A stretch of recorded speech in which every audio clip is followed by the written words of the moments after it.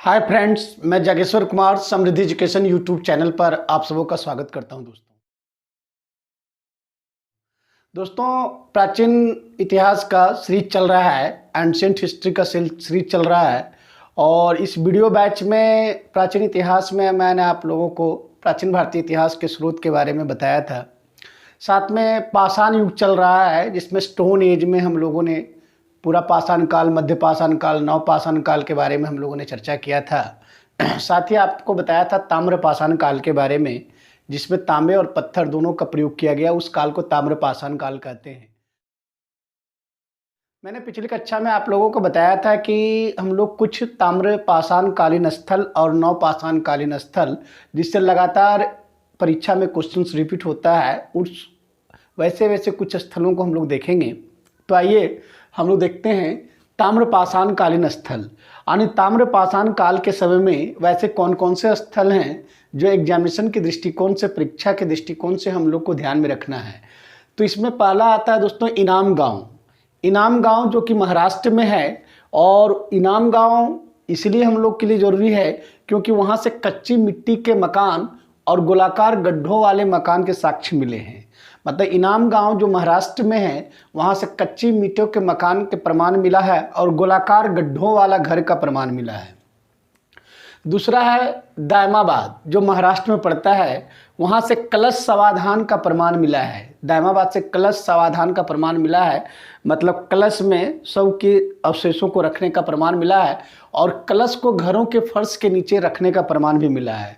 जो कलश है वो घर के फर्श के नीचे लोग रखा करते थे, इसका साक्ष्य हमको दायमाबाद से प्राप्त होता है। उसके बाद तीसरा है नवदा टोली, जो कि अभी वर्तमान में एमपी में है। पहले महाराष्ट्र में था, अभी एमपी में है। और यहाँ से चित्रित काले मृदभांड का प्रमाण मिला है। चित्रित काले मृदभांड मतलब काला मृदभांड है, उसमें चित्र बनाया गया है। और ये जो नवदा टोली का जो उत्खनन है, इस पुरास्थल का जो उत्खनन है, वो एचडी सांकालिया के द्वारा किया गया था। कभी कभी क्वेश्चन पूछ देता है कि नवदा टोली पुरास्थल का उत्खनन किनके द्वारा किया गया था, तो एचडी सांकालिया द्वारा। उसके बाद अगला स्थल है नेवासा, जो कि महाराष्ट्र में है, और यहाँ से पटसन का प्रथम साक्ष्य मिला है। पटसन, जूट पटसन जो होता है, पटसन का प्रथम साक्ष्य मिला है। और लाल तल पर, मतलब लाल आधार पर काली डिजाइन वाली चाक निर्मित बर्तनों के प्रमाण मिले हैं। चाक से बना हुआ बर्तनों का प्रमाण यहाँ से मिला है आपका नेवासा से। फिर एक आता है ताम्रवती, जो राजस्थान में पड़ता है, और यहाँ पे सफ़ेद रैखिक चित्रों से सजे काले मृदभांड मिले हैं। मतलब सफ़ेद रेखा चित्र बना हुआ काला मृदभांड जो है वो ताम्रवती से मिला है, जो कि राजस्थान में है। तो ये महत्वपूर्ण ताम्र पाषाण कालीन स्थल थे।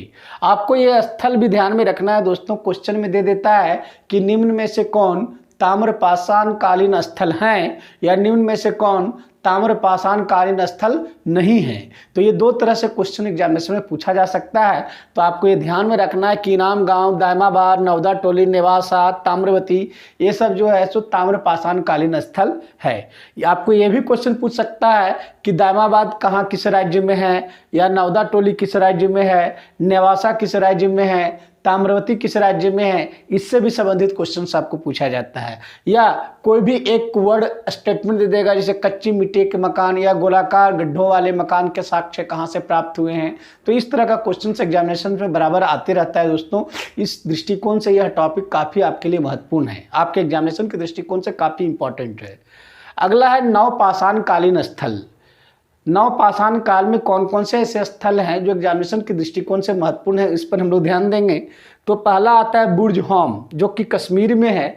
यहाँ पे का खासियत यह है कि कब्रों में मालिक के साथ कुत्ते दफनाने के साक्ष्य मिला हुआ है। मतलब बुर्ज होम से कब्र में मालिक के साथ साथ कुत्ते को भी दफनाए जाने का साक्ष्य प्राप्त हुआ है। गुफ कराल, जो कि कश्मीर में है, एक कृषि व पशुपालन के साक्ष्य यहाँ से मिला है। कृषि और पशुपालन दोनों का साक्ष्य मिला है।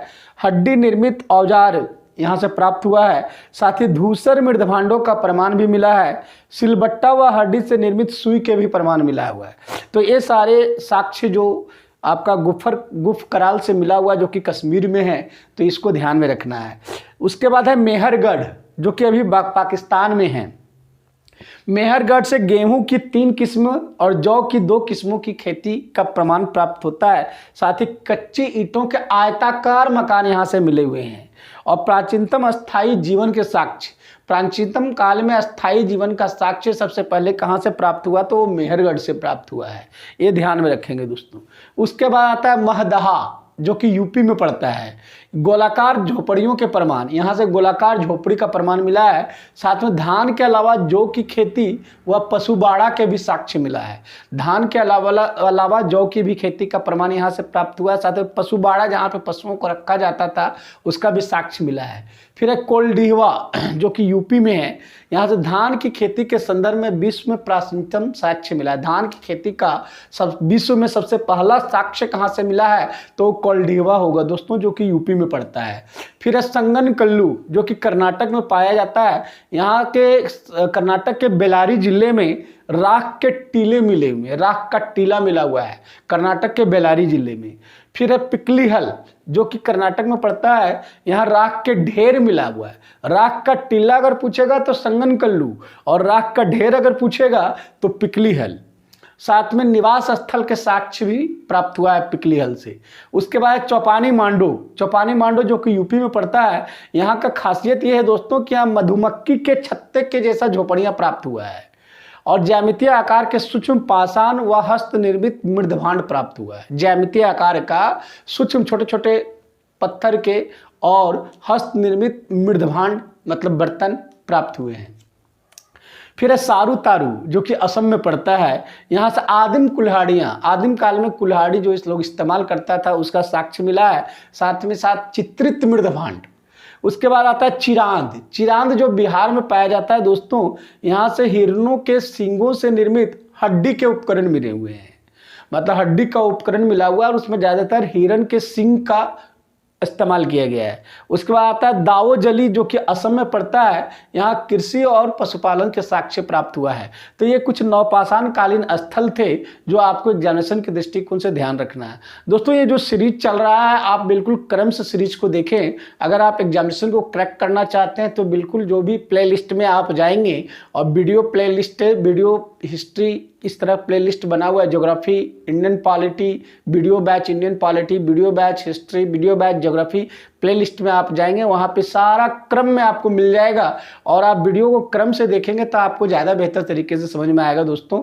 और चूँकि कंटिन्यूटी आपको अपनी पढ़ाई में जारी रखना है। अगर कंटिन्यूटी नहीं जारी रखते हैं, अनुशासन अगर नहीं रखते हैं तो आपकी पढ़ाई कारगर नहीं होगा, साकार नहीं होगा दोस्तों।